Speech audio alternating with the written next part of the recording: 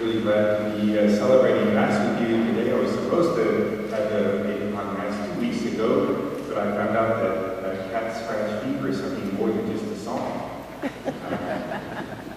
I've been scratched 1,000 times by cats and it never caused any kind of problems. But this one time did cause that cat scratch disease now, and it sure feels like a fever, really makes you sick. So if your cat scratches you and it starts to get inflamed and it's tender, probably should go see the doctor. I decided I could cut it out. Anyway, I'm really grateful to Father Coy saying the Masses, did all those Masses that day. And I didn't know that he also had to be substituting for Father Kyle over at the university, so he had one additional Mass besides all the Masses here. He was really good. A couple of weeks ago, 60 Minutes had an episode on internet surveillance, and they said, we're all rightly concerned about the surveillance that is going on under the NSA, the government agent, spy agency, more or less. And so we're concerned about that. But what they said you don't know is that anytime you go to a website, somebody's watching that. Some company is gathering information about who it is that's going to this particular website. It could be just a news article in the Washington Post or the New York Times or the Dallas Morning News. It doesn't matter what it is. Somebody is there gathering information, and they can't exactly know who's using the computer. Probably have just a reasonable guess that it's the same person or only one or two people. And so they're guessing your age, your gender, your economic income, whatever it is. They're making all kinds of associations with that and gathering that information. And they're selling that information to companies that want to advertise. It's just targeted marketing that they're able to do. And we're kind of unaware of this. And part of me is like, it doesn't really matter to me. I don't get that worked up about that sort of thing. It's not like there is some great secret that is going on there. Yet other people, privacy advocates, are saying that we should be concerned about that who gave them permission to do these things. It is a violation of privacy. Will anybody can agree, certainly, if they're gathering information about, say, your access code to your bank account or your credit cards or your identity. And those are really serious problems that people have had and really directly affect them.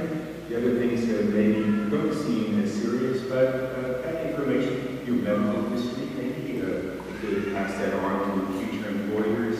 So there are some serious concerns there, things that we should be aware of and concerned about. But again, if from their perspective, this is just information, valuable information that somebody in marketing wants to know about, and so that they can need to send me information about women's purses. I hardly ever buy and they're just not going to, they can target things as they, this guy is in his 50s, he's this group of people, they'll target that advertising to us. If Jesus had that kind of internet service in his day, would he have used it? Would he have seen some natural markers for his message that he was trying, in a sense, to sell? I know he's not selling it. Would he have targeted at certain groups? Well, we should ask ourselves, is that the way we think we're spreading the good news of Christ? Do we have some natural targets?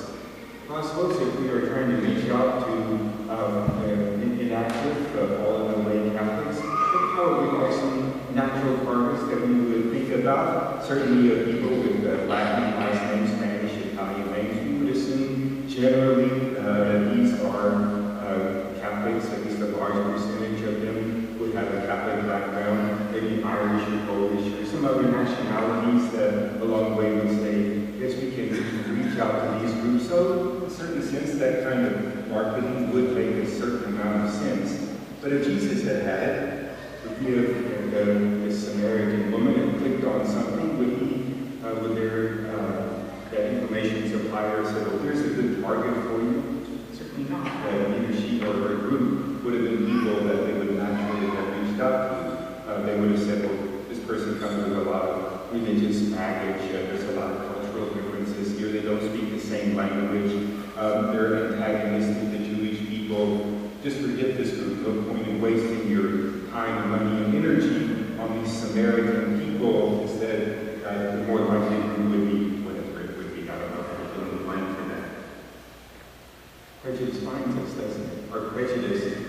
certainly is something that blinds us from really seeing where the gospel needs to be proclaimed. We have very limited ideas about what is right and wrong, and Jesus himself did not carry such kind of prejudices in his life. When he encountered the Samaritan woman, he didn't see a Samaritan, he didn't see a woman. He saw a person. He saw a person to whom the message of the good news could be shared, and he didn't allow prejudice to blind him. She did have that prejudice, didn't she? She did carry some of that prejudice. She saw at once a Jewish man, and seeing that, she knew that they were not people with whom she would have any kind of dealings. But instead, gradually, she undergoes a conversion, and she sees him first as a respected person, calling him sir, master. Then she says, this is a prophet, and finally, could this be the Messiah, even giving him the exalted title of the Messiah. So she herself encountered Jesus with her prejudices, but then sees him as something more. Are we ever really beyond our prejudices? Are we ever really beyond that sort of thinking? I admit in my own life that I thought kind of instinctively, a kind of default position, say, see people as a gender, as a class, as a nationality, and then group, maybe an income status. These are, and to some degree, they can be helpful categories that can help us to shape and direct our mission. But they should never be the guiding principle that directs the mission and the news of Christ.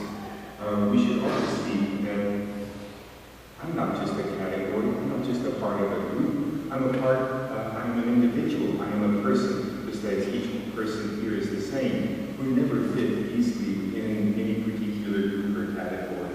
When we see things, people, only as an expression of a group or a category, we only see things, I think prejudice blinds us to the future. It only sees things through the past, through our past experiences. It never allows us to see into the future and to see the good that is there. Of course, categorizing people does work to some degree. Those marketers wouldn't be a success unless they did such things. But it never can see the real person. Nobody is simply a category. Jesus then turns to his disciples after his encounter with the Samaritan woman, after encounter with this person, and he says, look up and see, the fields are ripe for harvest. And I think he's imploring his disciples, don't go to things with your prejudice, don't see things within your limited viewpoint. The field is ripe for harvest. Don't you see it? And the reality is, no, we don't.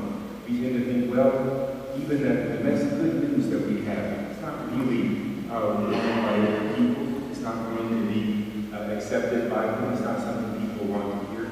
Then nothing could be further from the truth. This is really the good news of salvation, the good news of God's love for his people that he wants to share with all humanity.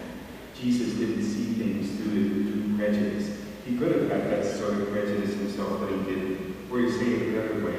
He did have a prejudice. His prejudice was that each and every one of us is created in the image and likeness of God and is a worthy child of God and is a worthy subject